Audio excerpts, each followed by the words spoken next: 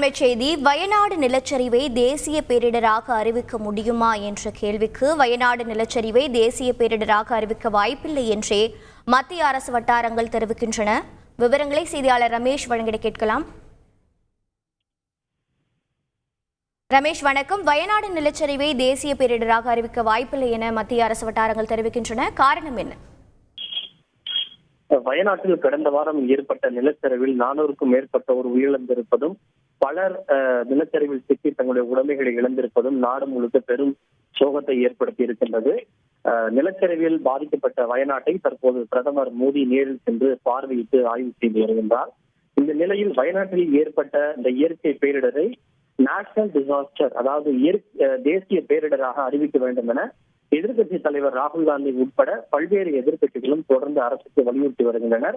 நேற்று பிரதமர் மோடி வயநாட்டிற்கு சென்று பார்வையிடுவது தொடர்பாக கருத்து தெரிவித்துள்ள ராகுல் காந்தி அவர்கள் கூட பிரதமர் வயநாட்டுக்கு சென்று பார்வையிடுவது தமக்கு மகிழ்ச்சி அளிக்கிறது. அவர் நேரில் சென்று அங்குள்ள சூழ்நிலையை ஆய்வு செய்த பிறகு அங்கு ஏற்பட்டுள்ள பேரிடரை தேசிய பேரிடராக அறிவிப்பார் என்ற நம்பிக்கை எனக்கு இருக்கிறது என்று குறிப்பிட்டிருந்தார்.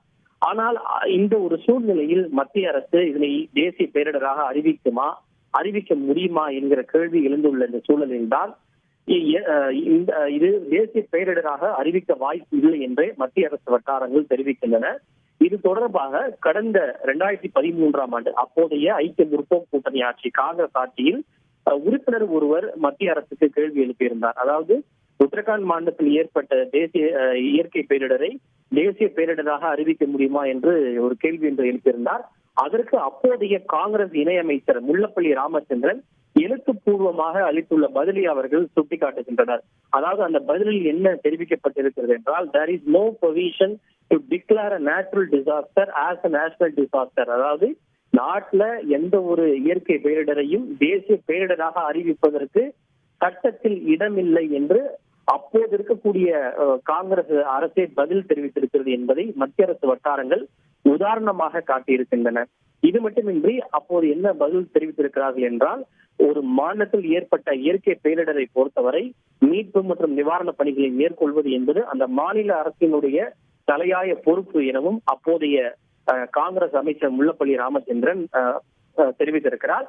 மத்திய அரசினுடைய நிலைப்பாடும் இதுதான். இருந்தாலும் இந்த விவகாரத்தை காங்கிரஸ் எழுப்புவதால் காங்கிரஸ் அமைச்சர்கள் கொடுத்த பதிலையே இதற்கு தங்களுடைய பதிலாக மத்திய அரசு வட்டாரங்கள் மேற்கோள் காட்டுகின்றன. எனவே எதிர்கட்சிகள் உண்மை நிலையை அறியாமல் பேசுகின்றன. அதாவது மத்திய அரசிடம் எந்த ஒரு பேரிடரையும் இயற்கை பேரிடராக அறிவிக்கக்கூடிய விதிகள் இல்லை என்கிற அந்த உண்மையை உணராமல் எதிர்கட்சிகள் இத்தகைய கோரிக்கைகளை விடுப்பதாகவும் மத்திய அரசு வட்டாரங்கள் தெரிவிக்கின்றன.